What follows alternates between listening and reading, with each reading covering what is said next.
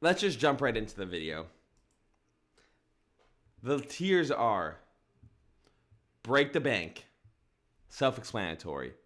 Try to pay the man, but don't ruin your salary situation. Useful player, maybe, but maybe not, and washed up. The players we have: wide receiver free agents, Antonio Brown, Brashard Perryman,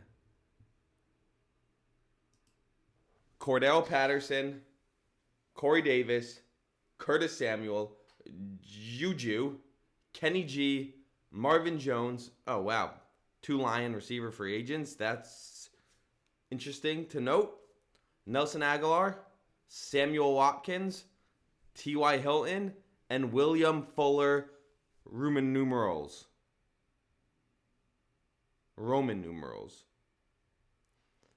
So let's just jump right into it, guys. These are some exciting players and also some not exciting players. And we'll see if you disagree with my tier list or any of these players. You'd move around. Comment. Talk shit. Let's get some banter going. Tier number 1. Should I do player by players or I'll do tiers. Starting bottom up, washed up players. So looking at this list, one player stands out to me. It hurts me to even say this because I used to be such a fan of him. He was an unbelievable player in college, but he was just riddled with injuries in his career. And that player is, you guessed it, Sammy Watkins. Sorry, bud. You're washed. And sure, he's had some productive games, seasons with the Chiefs, but you have to realize he's playing with Patty Mahomes, Travis Kelce, Tyreek Hill, that other fast guy, McCall Hardman. He's the forgotten dude on that team. When defenses are prepping, scheming for the Chiefs, they don't give a shit where Sammy Watkins is. So that's where his production comes in. Imagine him on a trash team, the Dolphins, the Ravens, in terms of Ravens, a trash team. He's not doing dick on the field. He's not doing anything. So, Sammy Watkins, washed. Don't even think twice. Are there any other washed players on this list? I don't think so. I honestly do not think so. I would consider Cordero washed up, but not so fast, only because he's one of those gimmick players. He can help you on special teams, wildcat, running back, end arounds, gimmick plays. You know what I'm saying. He has some value, even though he's getting up in age. You may consider him a geezer at this point in his career, but he does have value, and we'll start with him. Maybe, but maybe not. Pretty much everything I just said. He could be useful on a team, but again, he's not even that elite in the gimmick category anymore. There's someone else in this tier who I'd say is an elite gimmick player, and if you have any sort of NFL brain, you know exactly what I'm talking about. But if not, keep watching the video. Who is going to join him at maybe, maybe not? Brashard Perryman joining this tier. He was a very exciting prospect when he was drafted, I think in the first round by the Ravens, I want to say, maybe early second. And he's never really strung it together. He's had some good moments in his career. He's kind of a deep threat guy, and he has talent, but he's just not consistent enough for me, unfortunately, to have him in the useful tier. So he is joining Cordero Patterson there. I mean, he could find a place on a team. He could find a place on a NFL roster that is deep in receiver. He could be the 4th, 5th receiver on a team and definitely be valuable to a team with injuries, deep playbooks, 4 or 5 wide receiver sets, deep plays, jump balls, that type of thing. But this is the tier for him, clearly. Finally, is there anyone else? Oh, I hate to do this, guys. I hate to do this. But before I tell you which player is joining Cordero and Burchard on this tier, quick ASMR water break because I have cotton mouth.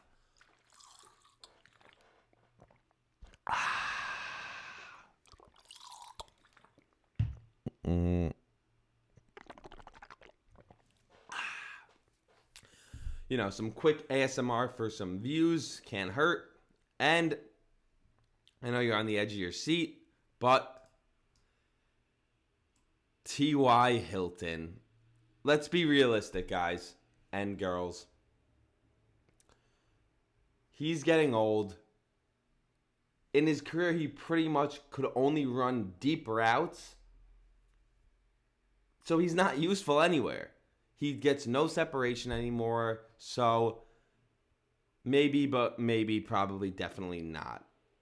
I mean, I could see him fitting in on like a dominant team like the Chiefs, the Rams, Cowboys, like dominant in terms of having a lot of weapons on offense because you can hide him on an offense and he's accountable. You can rely on him. He'll still make the plays.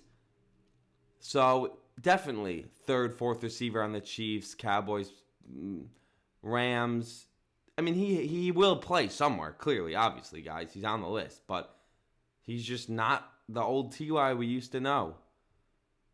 Sad. It's sad. Time's flying by. I mean, I'm about to turn 60.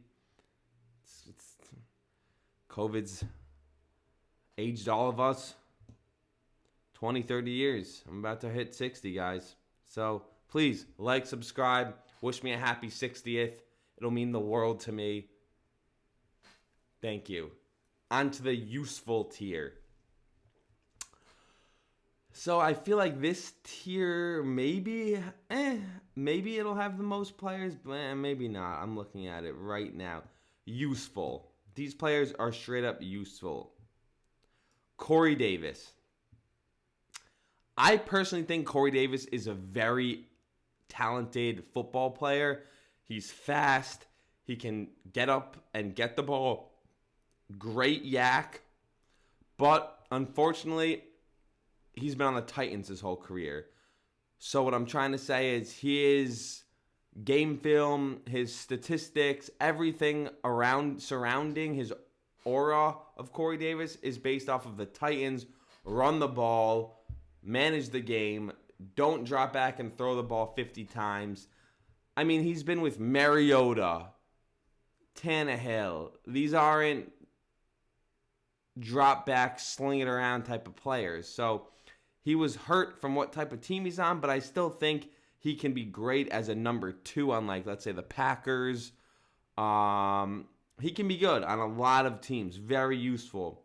Number 2 on the Redskins, I could see. To McLaren. I mean, he's a good player. He's exactly what the tier says. Useful.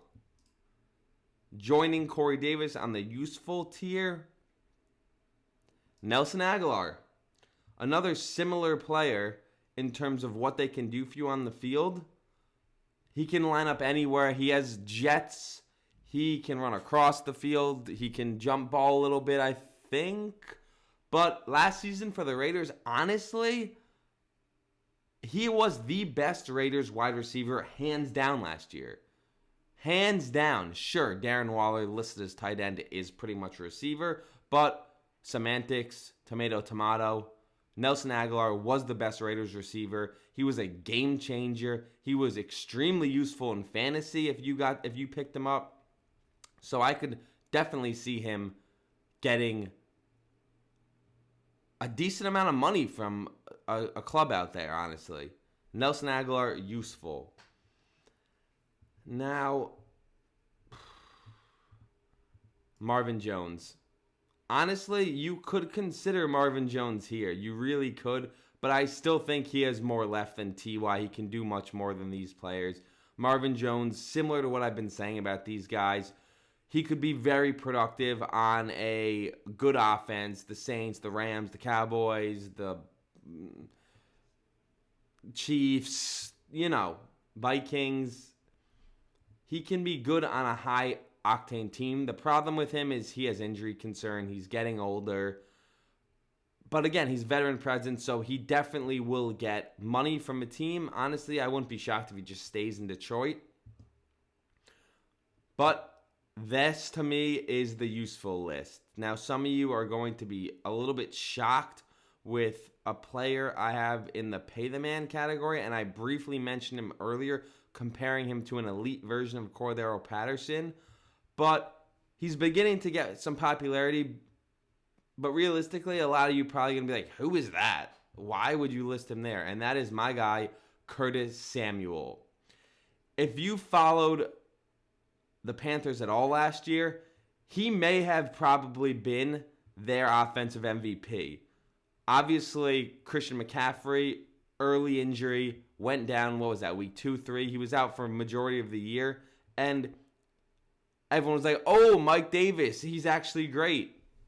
Good running back. And early in the season, he was very good. But it got to a point where you started seeing Curtis Samuel lining up in the I formation. Now, why is that?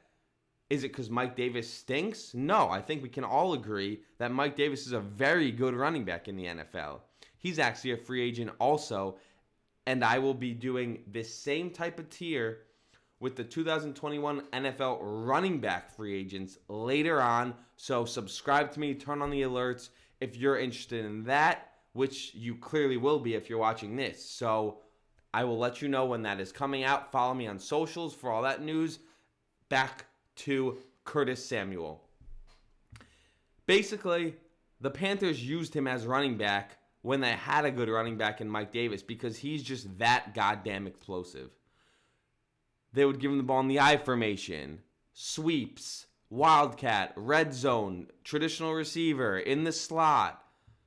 This man can do it all. He was great at Ohio State, and early in his career on the Panthers, he just didn't really get the opportunities, and more realistically, it was probably because the offensive coordinator was a black and white, boring-ass, by-the-books type of dude. I don't even know who it was.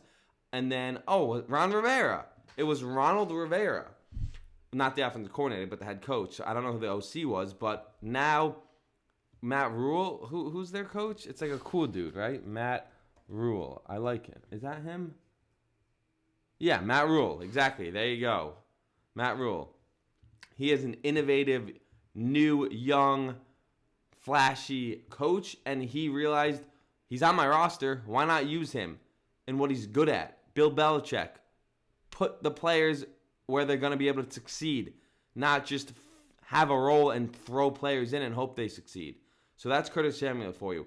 I would be so happy if my team signed him. I would be ecstatic. Excited is the word. These are the type of players you want your team to sign in free agency. Game changer. Curtis Samuel. Try to pay the man, but don't go nuts. Gotta be done. Antonio Brown. Whether you believe him or you believe her, whether he on her back and she wanted it or she didn't want it. Regardless of your opinion on something that you don't even have all the facts for because you don't work in the police and you're watching my YouTube videos, clearly you're just going off of what people say on Twitter, and that is BS. No one knows besides AB, the girl, the police, and probably the teams in the NFL. But forget about all that stuff, and you got to realize Antonio Brown is still an elite wide receiver in the NFL. He was on my fantasy team last year, my main fantasy team, so I paid attention to him all year. I watched all his games, watched game film, watched YouTube videos, and he still is insane. His first step is quicker than almost anyone's in the league, still to this day. He obviously won a Super Bowl. I don't think he'll stay in Tampa. Maybe he'll run it back, but I could see Antonio Brown just trying to get the biggest bag as possible or trying to go to a bigger market team and kind of get his brand back to where it used to be on the Steelers. Tony Toe Taps, who was the best receiver in the NFL for a long period of time. pay Antonio Brown.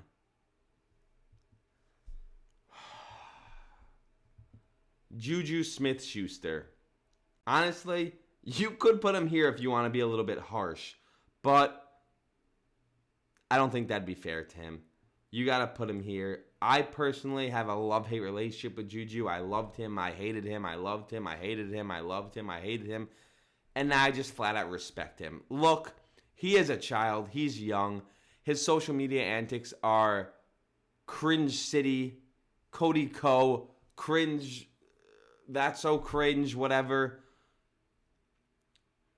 He is marketing himself, whether he knows it or not, to children. And I think he obviously knows it. He's got to be a smart man. He's got to have marketers, business partners.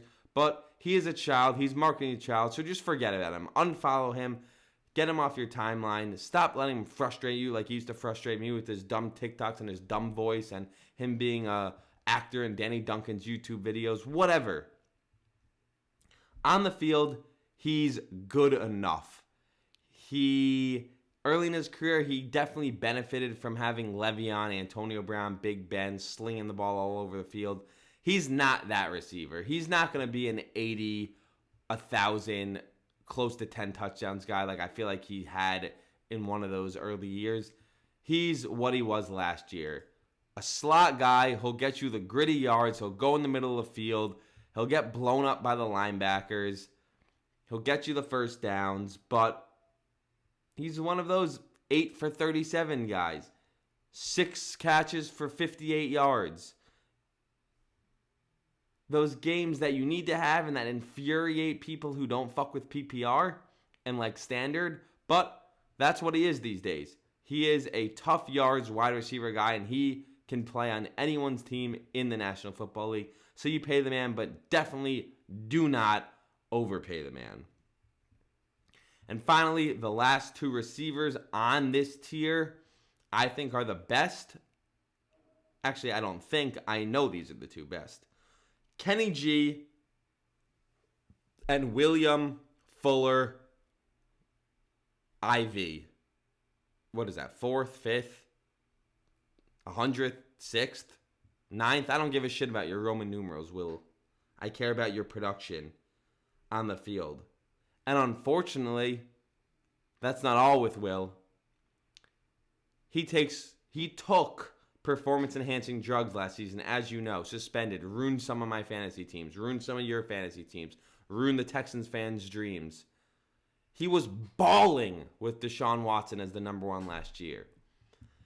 But he got suspended, and now you have to understand, if some odd reason he has another mess up and take something on the ban list, what is he, suspended a whole year? Is he banned from the league? Does he have to go play with Johnny Manziel and Josh Gordon in the Zappers Bob Menry League? I don't think so, but maybe. I just don't know. So that is a question mark that you have to realize. Will Fuller could very well get suspended at any moment in the future. And on top of that, he's injury prone. He's been injured his whole career. Similar, he's kind of like Marvin Jones. Groin, hamstring, ankle, foot, back, spasms, whatever it may be. He's hurt a lot. But if you forget all that,